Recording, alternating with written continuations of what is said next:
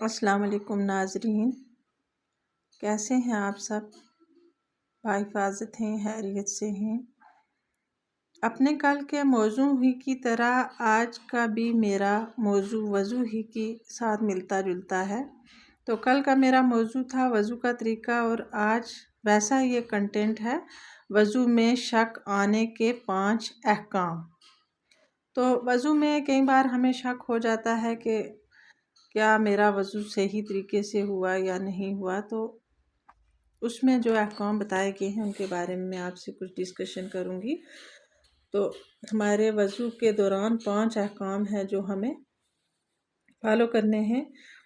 اگر دوران وضو کسی عضو کے دھونے میں شک واقع ہو، اور اگر یہ زندگی کا پہلا واقعہ ہو تو اس کو دھو لیجئے، اور اگر اکثر شک پڑا کرتا ہے تو اس کی طرف توجہ نہ دیجئے۔ اسی طرح اگر بعد وضو بھی شک پڑے تو اس کا کچھ خیال مت کیجیے۔ آپ باوضو تھے، اب شک آنے لگا کہ پتہ نہیں وضو ہے یا نہیں، ایسی صورت میں آپ باوضو ہیں، کیونکہ صرف شک سے وضو نہیں ٹوٹتا۔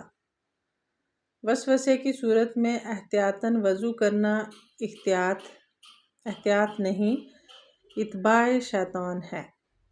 یقیناً آپ اس وقت تک باوضو ہیں جب تک وضو ٹوٹنے کا ایسا یقین نہ ہو جائے کہ قسم کھا سکیں کوئی عضو دھونے سے رہ گیا ہے مگر یہ یاد نہیں کون سا عضو تھا، تو بایاں یعنی الٹا پاؤں دھو لیجئے۔ اس کے ساتھ ہی ایک اور بیان ہے، سونے سے وضو ٹوٹنے نہ ٹوٹنے کا بیان۔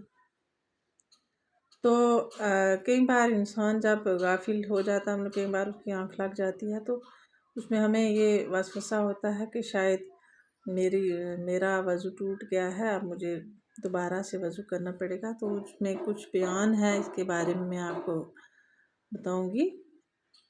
نیند سے وضو ٹوٹنے کی 2 شرطیں ہیں۔ دونوں سرین اچھی طرح جمے ہوئے نہ ہوں، ایسی حالت پر سویا جو غافل ہو کر سونے میں رکاوٹ نہ ہو جب تک شرطیں جمع ہوں، یعنی سرین بھی اچھی طرح جمے ہوئے نہ ہوں۔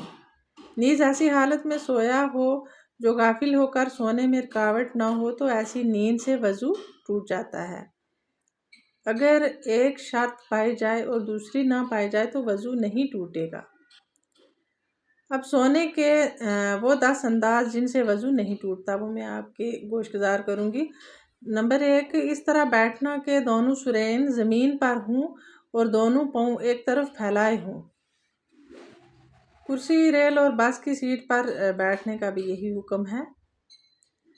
تو نمبر 2 ہے، اس طرح بیٹھنا کہ دونوں سرین زمین پر ہوں اور پنڈلیوں کو دونوں ہاتھوں کے حلقے میں لے لے، خواہ ہاتھ زمین وغیرہ پر یا سر گھٹنوں پر رکھ لے۔ نمبر 3 ہے، 4 زانو یعنی پالتی چوکڑی مار کر بیٹھے، خواہ زمین یا تخت یا چارپائی وغیرہ پر ہو۔ نمبر 4، 2 زانو سیدھا بیٹھا ہو۔ نمبر 5، گھوڑے یا خچر وغیرہ پر زین رکھ کر سوار ہو۔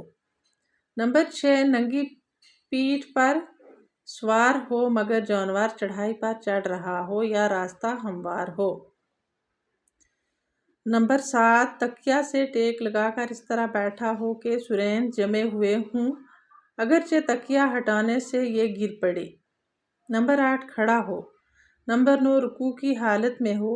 نمبر 10، سنت کے مطابق جس طرح مرد سجدہ کرتا ہے اس طرح سجدہ کرے کہ پیٹ، رانوں اور بازو پہلو سے جدا ہوں۔ مذکورہ صورتیں نماز میں واقع ہوں یا علاوہ نماز، وضو نہیں ٹوٹے گا اور نماز بھی فاسد نہ ہوگی اگرچہ قصداً سوئے۔ البتہ جو رکن بالکل سوتے ہوئے ادا کیا اس کا اعادہ یعنی دوبارہ ادا کرنا ضروری ہے، اور جاگتے ہوئے شروع کیا پھر نیند آ گئی تو جو حصہ جاگتے ادا کیا وہ ادا ہو گیا، بقیہ ادا کرنا ہوگا۔